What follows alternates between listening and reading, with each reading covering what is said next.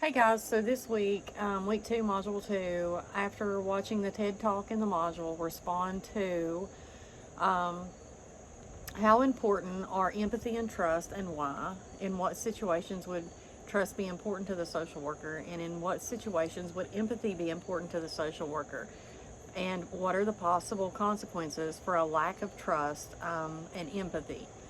So, the first one, how important are empathy and trust and why? So, empathy and trust are extremely important. We need to be able to have the capacity, the ability to have empathy, to connect to someone in their moment of need, whether that is a physical need, whether it's a psychological need. The ability to connect with those individuals is very important. And when they see that empathy, empathy is something that can't be mistaken by someone who is reaching out to you for help. So if they see that empathy from you, then that's going to make a huge difference to them.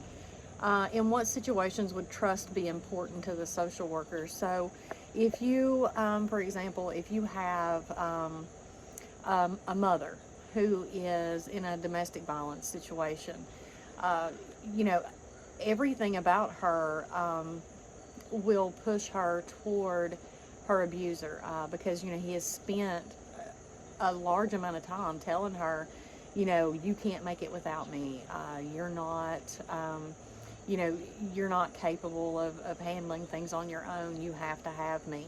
So trust is going to be a huge thing in this situation for the social worker, because when you reach out and you start trying to help the mother in this situation, she needs to know that she can trust you um, to help her children, because of course her main concern is going to be her children and keeping them safe, and she needs to know that together they're going to be safe.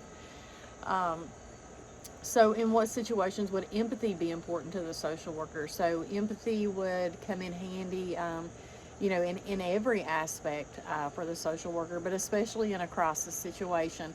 Uh, if you have someone who comes in crisis and that individual is looking, not necessarily, they're just kind of shut down, let's say that. And the social worker can show that empathy. That's where your connection is more than likely going to be made, is in that empathy. That individual is going to see at that point that somebody hears, somebody sees, somebody understands. Maybe not on a one-to-one or on a personal level they may not understand, but they're going to see that that individual does care, and understand that they are having a hard time right then.